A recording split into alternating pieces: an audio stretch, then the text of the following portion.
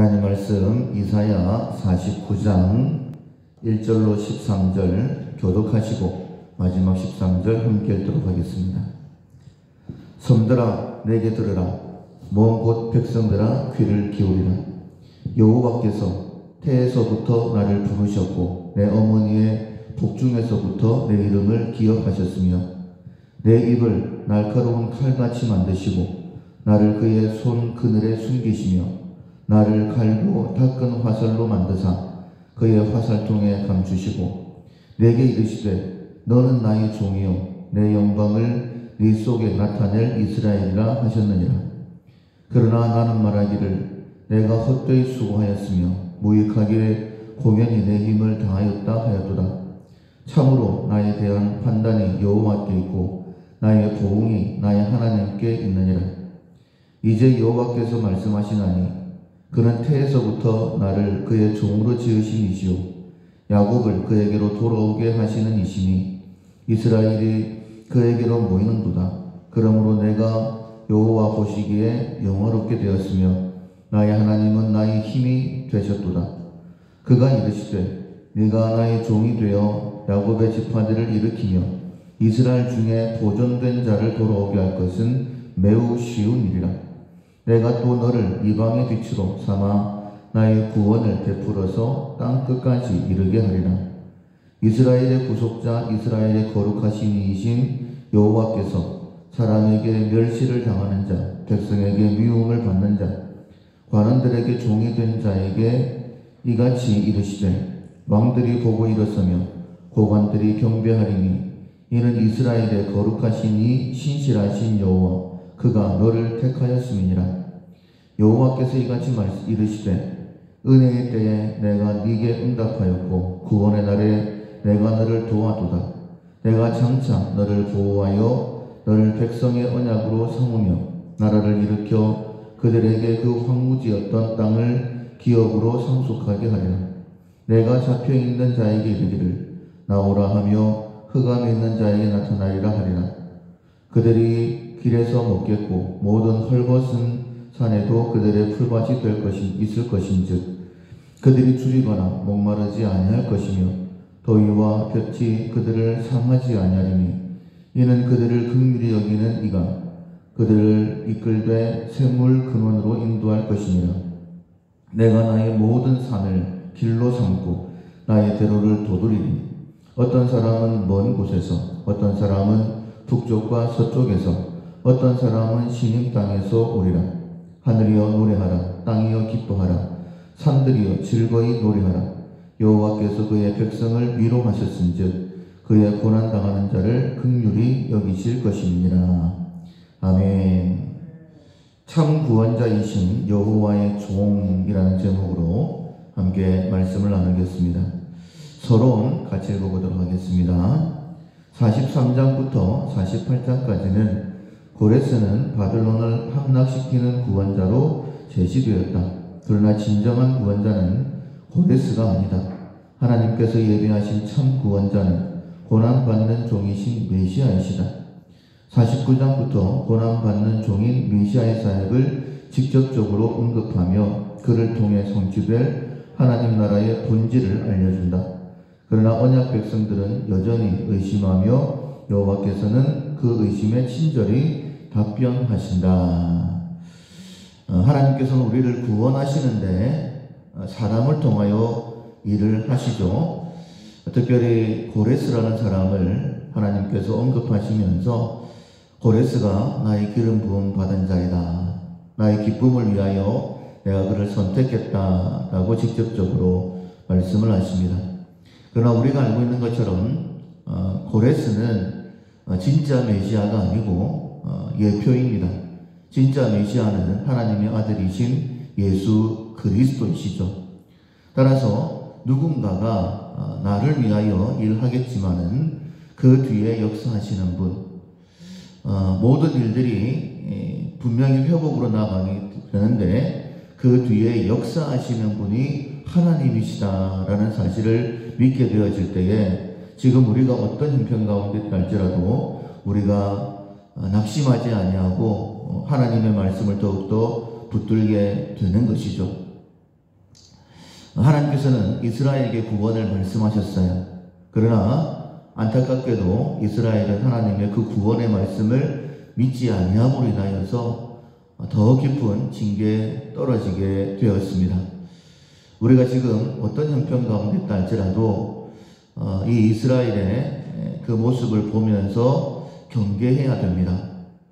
나의 믿음은 온전한 믿음인가? 하나님께서 구원을 말씀하시는데 나는 그 구원을 온전하게 믿고 있는가?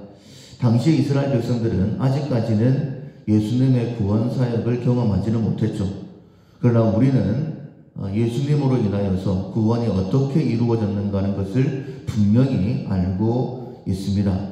따라서 하나님께서 말씀을 통하여 내가 구원을 이렇게 베풀겠다라고 말씀하실 때에 정말 의심하지 않고 하나님의 말씀이니 그대로 이루어질 것입니다 라고 고백하고 그 고백대로 되어지는 믿음대로 되어지는 구원의 역사를 먼저는 우리가 경험해야 될 줄로 믿습니다. 이런 믿음의 고백이 우리 가운데 있기를 소원합니다. 1절에 보면 성들아 내게 들으라 먼 곳 백성들아 귀를 기울이라 여호와께서 태에서부터 나를 부르셨고 내 어머니의 복중에서부터 내 이름을 기억하셨다. 여기서는 먼저 이사야에 대하여 말씀하고 있죠. 하나님께서 나를 하나님의 종으로 선지자로 택하여 주셨다. 특별히 이스라엘을 향한 하나님의 말씀을 증거하는 자로 세워주셨습니다. 2절 3절에 보면 내 입을 날카로운 칼같이 만드시고 나를 그의 손 그늘에 숨기시며 나를 갈고 닦은 화살로 만드사 그의 화살통에 감추시고 내게 이르시되 너는 나의 종이요 내 영광을 내 속에 나타낼 이스라엘이라 하셨느니라. 이사야를 하나님께서 이스라엘의 종으로 하나님의 종으로 선택해 주셨다라는 겁니다. 그래서 여호와의 칼이 되고 활이 되어서 말씀을 증거한다 라고 말씀하고 있어요. 이사야는 하나님의 부르심대로 최선을 다해서 말씀을 증거하는 종으로서의 삶을 살았습니다. 두려워하지 말아라. 아수로 두려워하지 말고 하나님만 두려워하라. 근데 우리가 알고 있는 것처럼 이스라엘은 그러하지 못했죠. 그래서 바벨론 멸망을 예언할 때에도 70년 만에 돌아오게 될 것이다 라고 말씀하시지만 구체적으로 고레스를 통하여 내가 너희들을 회복할 것이다 라고 말씀하셨지만은 그 말씀을 믿지 못했죠. 그래서 4절에 보면 그러나 나는 말하기를 내가 헛되이 수고하였으며 무익하게 공연히 내 힘을 다하였다 하였도다. 내가 이렇게 말씀을 증거하는 것이 무슨 소용이 있는가 라는 그런 생각을 이사야 역시 했다라고 그렇게 고백하는 것입니다. 참으로 나에 대한 판단이 여호와에 있고 나의 보응이 나의 하나님께 있느니라. 내가 최선을 다했지만 결과가 이렇게 남았지만 그 모든 것에 대하여 하나님은 아신다라고 이야기하는 것이죠. 이사야가 볼 때에는 도저히 소망이 없어 보이는 그런 상황인 것입니다. 우리가 주일날 함께 말씀을 들었던 것처럼 그렇게 하나님의 말씀을 증거했음에도 불구하고 이스라엘은 돌이키지 않았죠. 결국은 바벨론 멸망이 결정되었습니다. 그것이 끝인 줄 알았는데 하나님께서는 이스라엘 향하여서 이스라엘이 아직 조선되기 전인 태명으로 여수르나라고 기대와 소망을 가지고 불러주신 것처럼 이사야가 볼 때에는 이스라엘에 소망이 없었지만 5절에 보면 다시 하나님께서 이사야에게 말씀을 하시죠. 이제 여호와께서 말씀하시나니 그는 태에서부터 나를 그의 종으로 지으신 이시요 야곱을 그에게로 돌아오게 하시는 이시니 이스라엘이 그에게로 모이는 도다 라고 말씀하고 있어요. 과거체로 말씀하시는데 미래를 과거로 말씀하실 때는 확실하게 그것이 이루어지기 때문에 과거체로 말씀하시는 것입니다. 이스라엘은 반드시 돌아온다라고 말씀하시는 거예요. 상황 자체는 불가능한 것처럼 보입니다. 하나님께 소망을 둬야지만이 그나마 믿음으로 기대를 가질 텐데 이스라엘에게는 믿음도 없었어요. 그러나 하나님께서는 말씀하십니다. 내가 반드시 회복하겠다. 우리가 우리 자신을 볼 때도 그렇게 느껴질 때가 있습니다. 나의 이 믿음을 가지고 과연 하나님께서 말씀하시는 회복이 내 삶 가운데 이루어질까? 그런데 하나님께서는 말씀하시는 거예요. 걱정하지 마라. 내가 너를 반드시 일으키겠다 라고 말씀을 하시는 것이죠. 하나님께서 우리를 만방의 증인으로 삼으실 때도 마찬가지죠. 성령이 너에게 임하시면 너희가 권능을 받고 내 증인이 되리라. 하나님께서 되게 하신다라고 말씀하신 것처럼, 그래도 기대를 가지고 하나님 앞에 나온 우리들, 지난 삶을 돌아보면 전혀 믿음과 상관없고 선포되어지는 말씀과 상관없는 그런 모습이 내 삶의 모습이라 할지라도 하나님께서는 과거처럼 반드시 되게 하시겠다라고 말씀하시는 것입니다. 내 생각에는 안 될 것 같은데 하나님은 된다라고 말씀을 하시죠. 그리고 하나님의 계획은 반드시 이루어진다라고 하십니다. 6절에 보면 그가 이르시되 네가 나의 종이 되어 야곱의 지파들을 일으키며 이스라엘 중에 보존된 자들을 돌아오게 할 것은 매우 쉬운 일이다 라고 말씀하시죠. 우리에게는 불가능하게 보이는데 하나님께는 매우 쉬운 일이다 라고 말씀을 하십니다. 내가 또 너를 이방의 빛으로 삼아 나의 구원을 베풀어서 땅끝까지 이르게 하리라 라고 말씀을 하십니다. 앞서 말씀드린 것처럼 예루살렘, 온 유대, 사마리아와 땅끝까지 이르러 내 증인이 되게 하겠다. 하나님께서 우리에게 말씀하시는 거예요. 지금은 나 혼자서도 일어서기 힘든데 하나님께서 우리를 통하여 만방의 빛이 되게 하시겠다라고 말씀을 하십니다. 그런데 이 구속의 은혜가 예수 그리스도, 궁극적으로 고레스가 아니라 예수 그리스도로 말미암아 이루어진다라고 말씀을 하세요. 7절에 보면 이스라엘의 구속자, 이스라엘의 거룩한 이이신 여호와께서 사람에게 멸시를 당하는 자, 백성에게 미움을 받는 자, 관원들에게 종이 된 자에게 이같이 이르시되 왕들이 보고 일어서며 고관들이 경배하리니 이는 이스라엘의 거룩하신 이 신실하신 여호와 그가 너를 선택하였음이니라. 이사야를 얘기하는 것일 수도 있겠지만은 단수로 표현을 했기 때문에 이것은 예수님이시다라고 말씀드릴 수 있습니다. 하나님께서 예수님을 통해서 구원을 이루시는데 8절에 보면 여호와께서 이같이 이르시되 은혜의 때에 내가 네게 응답하였고 구원의 날에 내가 너를 도왔도다. 내가 장차 너를 보호하여 너를 백성의 언약으로 삼으며 나라를 일으켜 그들에게 네 그 황무했던 땅을 기업으로 상속하게 하리라. 그러니까 예수 그리스도가 우리의 언약이다라고 말씀하시는 것이죠. 예수 그리스도를 통해서 우리가 하나님 나라를 상속하게 되는 것입니다. 물론 우리가 죄로 인하여 하나님의 징계를 받는 것입니다. 그러나 그 죄의 문제를 해결하신 분이 예수 그리스도이시죠. 그래서 그리스도 안에서 우리를 구속하셨고 그리스도 안에서 우리를 하나님의 자녀 삼으셨다라고 말씀을 하시는 거예요. 9절에 보면 내가 잡혀있는 자에게 이르기를 나오라 하며 흑암에 있는 자에게 나타나리라 하리라. 그들이 길에서 먹겠고 모든 헐벗은 산에도 그들의 풀밭이 있을 것인즉 그들이 줄이거나 목마르지 아니할 것이며 더위와 볕이 그를 상하지 아니하리니 이는 그들을 긍휼히 여기시는 이가 그들을 이끌되 샘물 근원으로 인도하실 것이다. 돌아오게 하실 때에도 하나님께서 그들을 보호하신다라고, 여호와께서 친히 그들을 샘물 근원으로 인도하신다라고 말씀하시는 거예요. 그 길 또한 하나님께서 열어주시는 것이죠. 11절 12절에 보면 내가 나의 모든 산을 길로 삼고 나의 대로를 도두리니 어떤 사람은 먼 곳에서 어떤 사람은 북쪽과 서쪽에서 어떤 사람은 시닌 땅에서 오리라.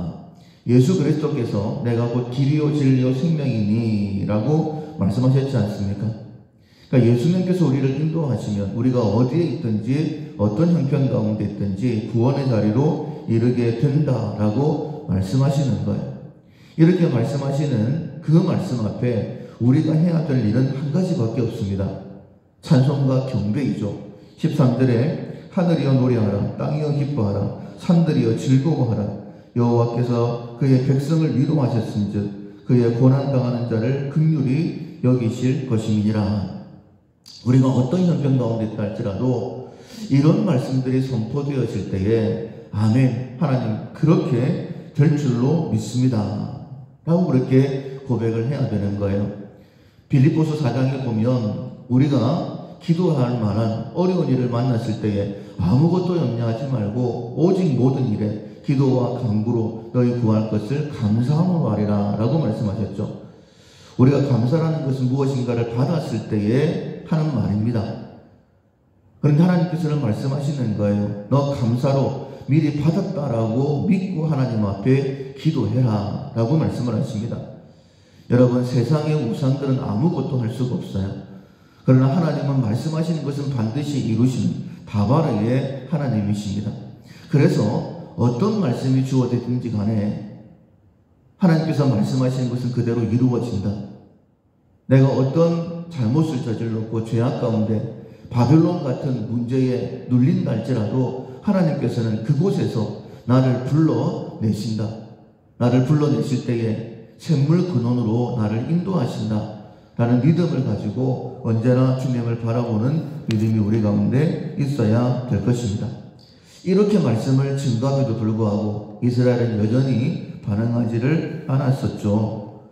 여전히 절망 가운데 있었습니다. 14절에 보면 오직 시온이 이르기를 여호와께서 나를 버리시며 주께서 나를 잊으셨다 하였거니와. 하나님께서 말씀을 선포하실 때에 지난날 우리의 모습이 이런 모습일 때가 많이 있었었죠.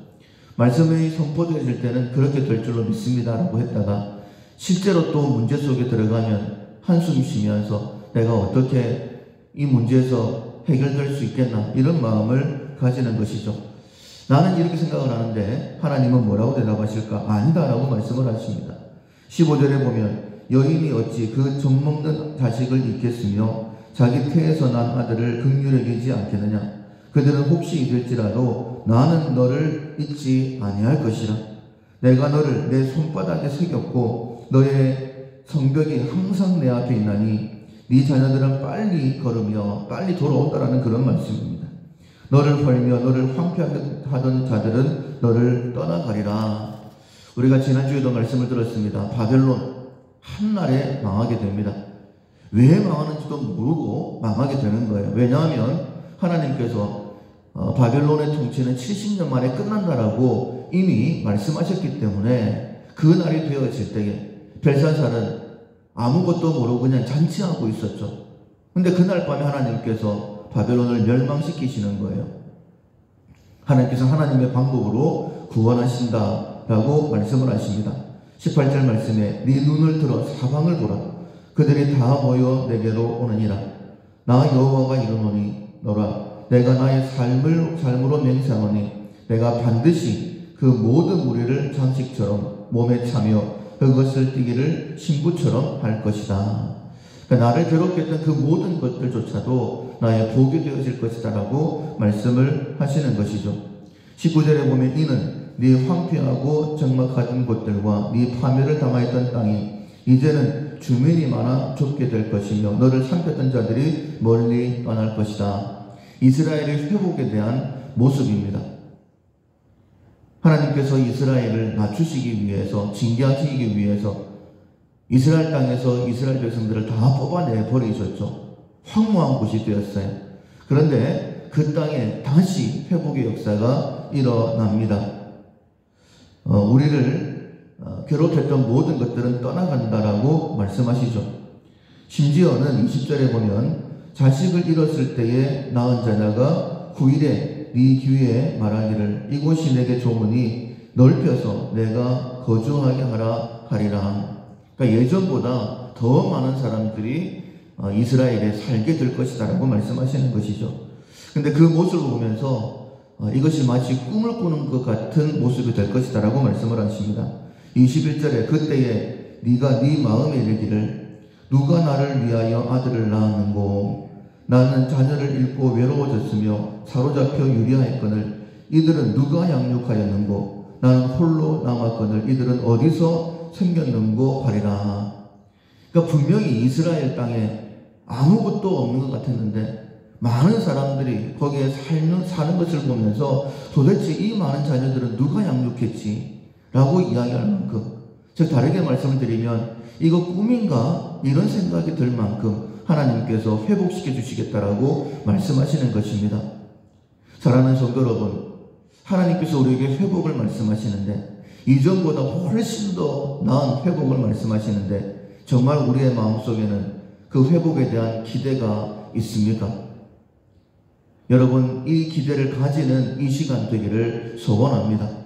그리고 마음에 소원을 주시는 대로 그 소원을 이루시는 분이 하나님이신 줄로 믿고, 하나님 이 시간 회복을 말씀하셨고 제 마음속에 이런 회복을 생각나게 하셨으니 하나님 그대로 될 줄로 믿습니다. 그 믿음을 끝까지 붙들 수 있도록 도와주시고 그대로 되어지는 것, 그것이 되어지는 것을 보면서 이거 꿈꾸는 것 아닌가 라고 이야기할 만한 회복이 나의 삶 가운데 있게 달라고 기도하십시오. 아무리 지금 절망적인 상황이라 할지라도, 바벨론의 멸망에서 이스라엘에 남은 사람이 없는 것처럼 보인다 할지라도 하나님께서는 그 땅이 비좁게 될 정도로, 이사를 가야 될 정도로 많은 사람들로 회복시키신다라고 분명히 말씀하시는 것입니다. 22절에 이렇게 말씀을 하시죠. 주 여호와가 이같이 이르노라. 내가 문 나라를 향하여 나의 손을 들고 민족들을 향하여 나의 기치를 세울 것이라.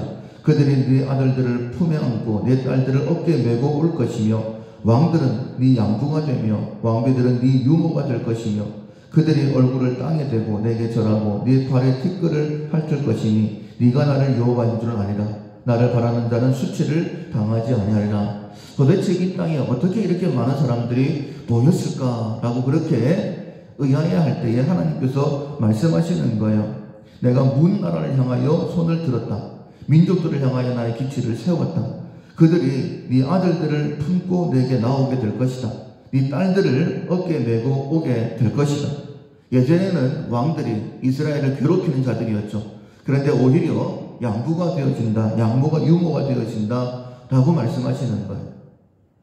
모든 것을 바꿔버리시겠다라고 말씀하시는 것이죠.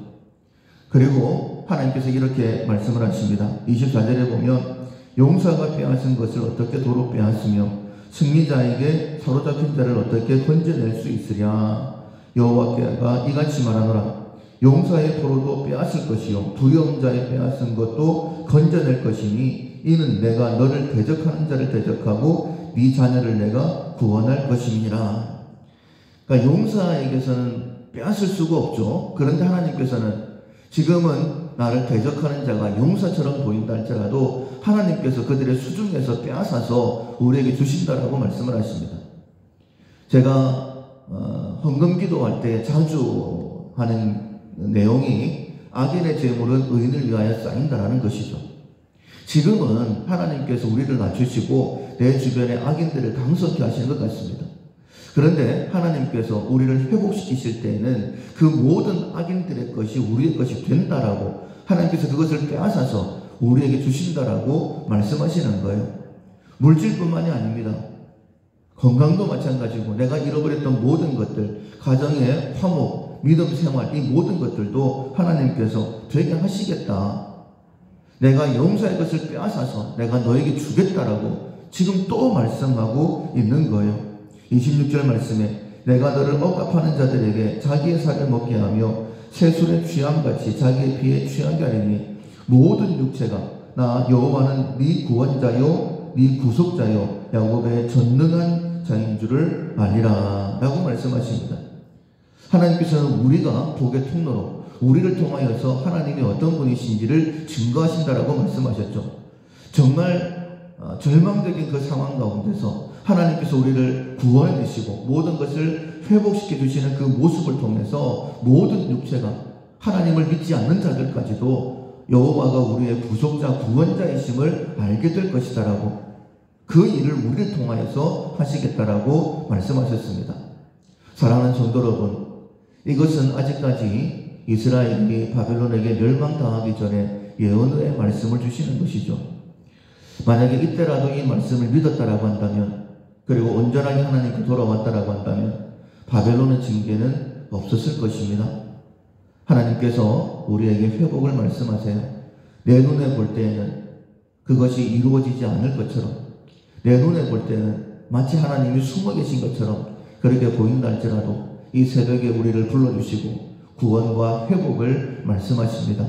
온전하게 하나님 말씀 붙들고 회복되어서 모든 육체가 하나님이 진짜 구원자이시구나, 구속자이시구나, 이렇게 이야기할 수 있는 그런 회복의 자리에 우리가 이르기를 주님의 이름으로 축원합니다. 아멘. 찬송가 419장 주 날개 및 내가 평안히 쉬네 함께 찬양하시겠습니다.